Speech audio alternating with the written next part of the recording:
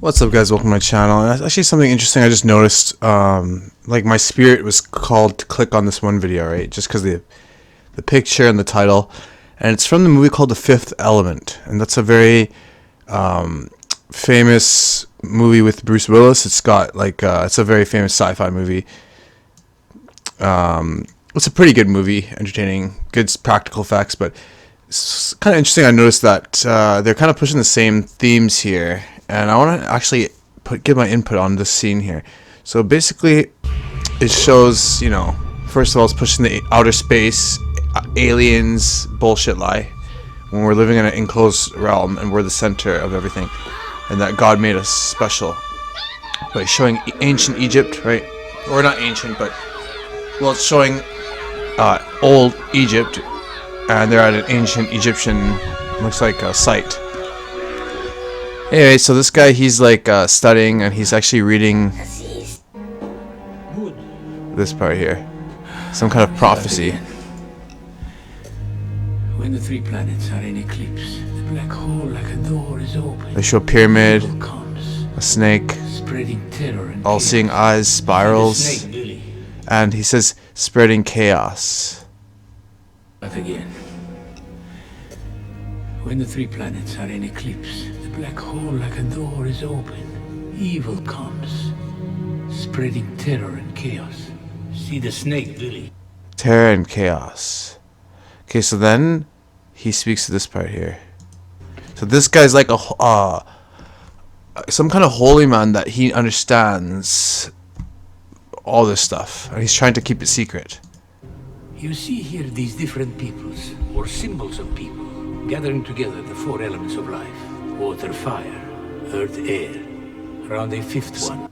So this fifth element is the whole movie, right? Is about the whole movie. So there's this being, she's kept in like a sarcophagus, but basically she's like I forget the actress's name, but basically her and Bruce Willis hook up at the end of the movie, and it turns out that it's pretty much teaching the Kabbalah, ancient Egyptian mysticism, like Jewish mysticism, but it's actually ancient Egyptian mysticism from the fallen angels. It's like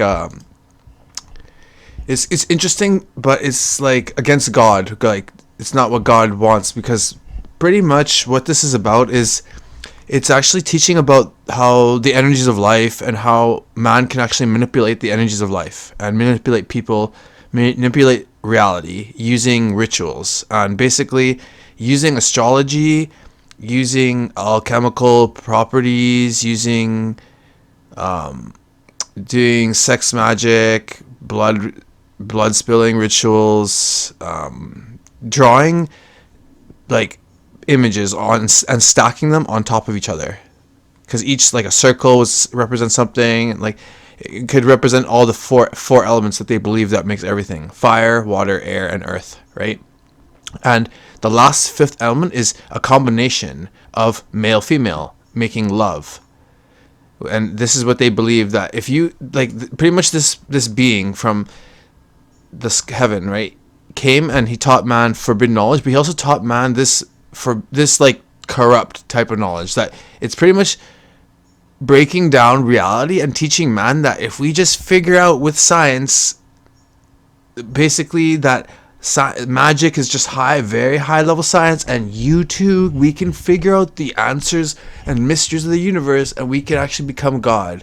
We can destroy God, actually, because we can actually figure out his ability. You know what I'm saying? Like, so this is what they teach pretty much. And I bet you there's limits to this. I bet you there's limits to this, because it's flawed. It's from a fallen angel. I mean, come on. So then this is teaching Element. like the ancient aliens lie too, that these ancient beings, these aliens come, right? So he says, my lord, when these beings come, because these beings are the ones who probably carved this shit in the movie, and they're like gods to this guy. So he worships these people, these high level beings, that, like, it's teaching that we man are not special, that there are high level beings like them, and we can use this knowledge and figure out everything and become like them. So he says worshipping these alien beings, Lord, I know he was about to discover everything. But there is no worry. I was there in time. Priest, you and those before you have served us well. It's like, yeah, they say they think God is love, right? So they think if you just love someone, you're like God, and you are God. They believe that. But I think God is separate. No, I think God has unconditional love, and I don't think man can't just turn it on like a magic, like a switch, and say, "Oh, I love everyone." Think about it. Do you love that homeless person that's sitting down the street, drugged out, that will shank you for your wallet? Do you love him unconditionally? Do you love like people who will hurt you and steal from you and harm you? Do you still love those people unconditionally? It's hard, right? But God loves us unconditionally, and I felt that love. It was overwhelming and very powerful. And from that experience, I was able to understand what it was and try to follow that way, like follow God and try to love people better and understand that we're all going through the same thing and love everyone unconditionally, right? But it's not possible fully because I'm not God. But man, they don't understand this new age love all movement. It's going to allow a lot of evil things to be allowed, and it's also a flawed movement because it's a celebration of human love, not unconditional love, which man barely practices. I know. So again, I want to say that the enemy wants to say that love, human love, is the most powerful thing that can defeat any evil. That's the point of this movie. It's humanistic. It's like the same things in every single movie. And then we have this billionaire, like, you know, evil supervillain, right? Basically, it's how come it's always like these billionaire elite rich people that are always evil, connected to some evil in all these movies. Could it be true that the billionaires and trillionaires of the world are evil? It's nice to see you again, Father. He's talking to this religious father, This holy guy. Arts dealer. Oh man, got your memory back. I want to tell you, remember I was telling you about how the elites will always push their beliefs about order and chaos and always the infinite cycle of good and evil forever fighting. So this movie is still about that cycle. Every 5,000 years, this whole thing happens. Where this giant evil, this thing, Mr. Shadow, comes. Sad life. But you only seem to want to destroy it. Oh, Father. They're both good actors. You're so wrong. Let me explain. Life, which you so nobly serve, comes from destruction, disorder, and chaos. That's what Now they take believe. this empty glass. Here it is. Because they don't believe that God gave life. They believe that since everything's evolving from a competition of the struggle for life and survival of the fittest, death is actually what creates life in their belief. They think order comes out of chaos, and that's their belief pretty much. So it's really awesome that they just say it because it's always what I'm talking about. Peaceful, serene, boring. But if it is destroyed,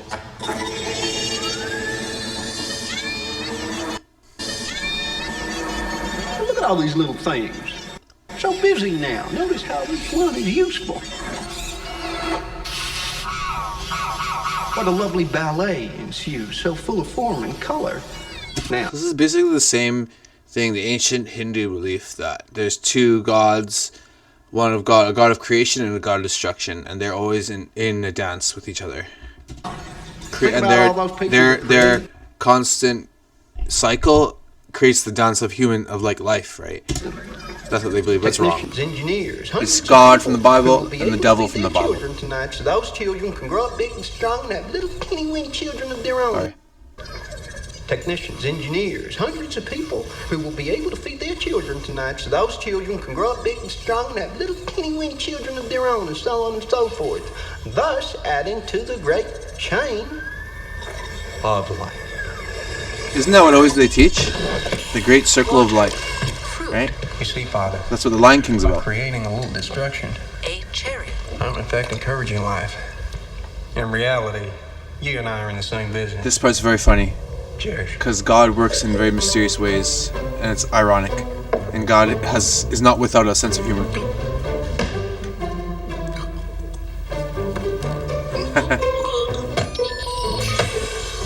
As soon as pride comes, the fall comes right after.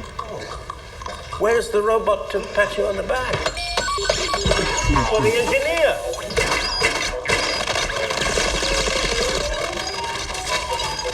Or the children, maybe?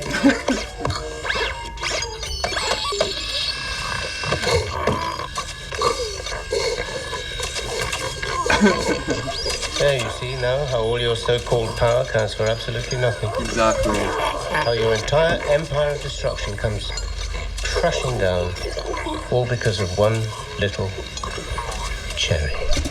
Hey, you're to talk, Bilbo Baggins, right?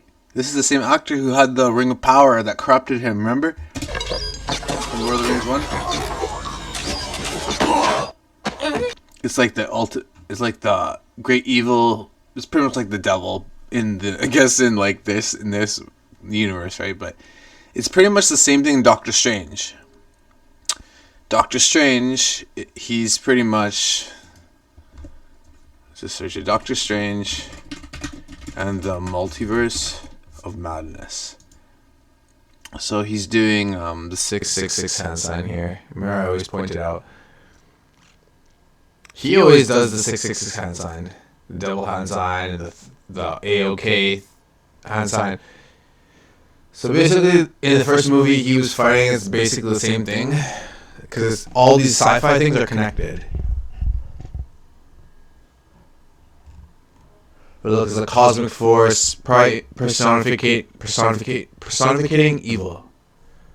Oopsies, let's get the fuck out of here. And basically, in this scene here, when he's selling the guns, it's kind of interesting that he says he does the 666 like right here. 0 souls, 0 credit. And they always do that in Hollywood, right? But basically, he's talking with this being. And this is like the most interesting scene to me. Zog here.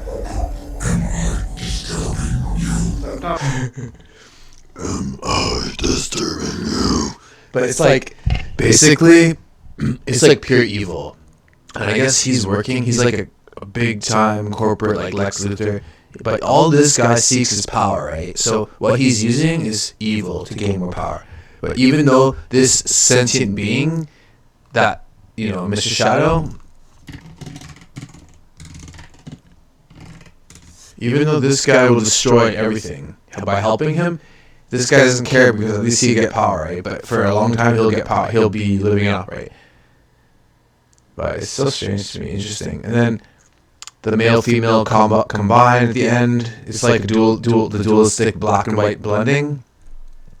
And then they become the fifth element and they fight off this great evil, right? And then this thing turns into a moon, which is interesting how they throw that into that. But anyway, that's just what I want to add into this. It's the same thing, just packaged in another flavor, right? Packaged in another way.